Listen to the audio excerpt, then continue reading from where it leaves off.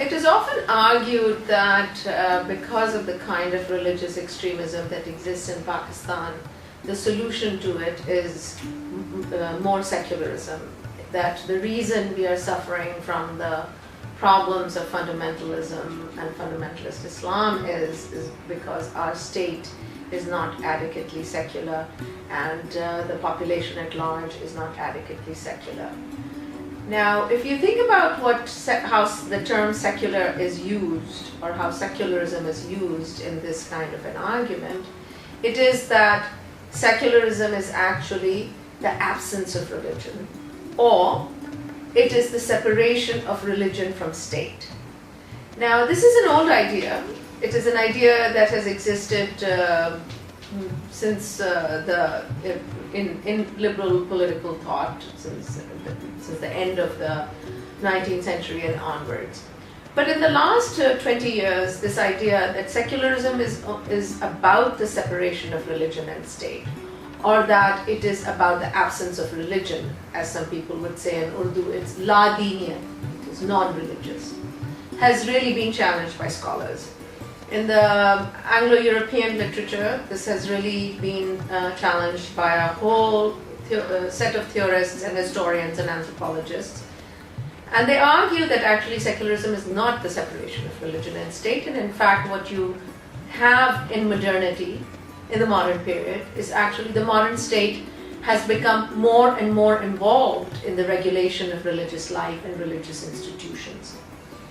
And so secularism is not simply the separation of religion and state. In fact, secularism is the increased involvement of the state in the regulation of religious life, such that the state is given the power to be able to say what is proper religion and what is not. Now, when Islamist movements argue or struggle for seizing the state and making state their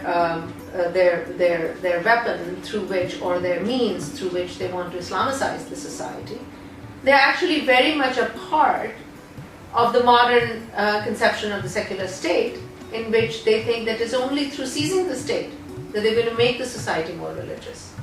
Now, this idea that it is only through the state that you can moralize a people or make them morally more pliant is a very modern conception. Even though, of course, in history empires have existed, and certainly Islamic empires, Umayyads and Abbasids and so on have existed.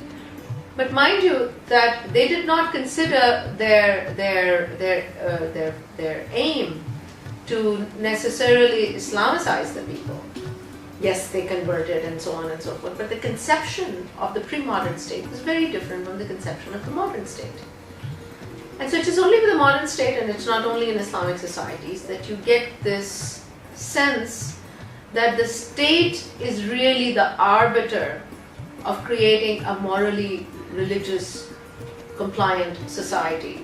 So Iran is an example, Saudi Arabia is an example. And these states are no less modern than other states of Europe or America.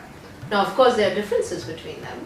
Clearly, the Iranian state embraces Islam as its political ideology in a way that's, let's say, that the American state does not. However, even in America, Protestantism is a very crucial aspect that informs almost all laws and practices. And it has a different structure, which is not the same as that of, let's say, the Iranian state. But nonetheless, you cannot therefore say that it is any less or more secular than other kinds of modern states. So this is the way in which the relationship between religion and secularism has been really reconceptualized in much of the recent literature.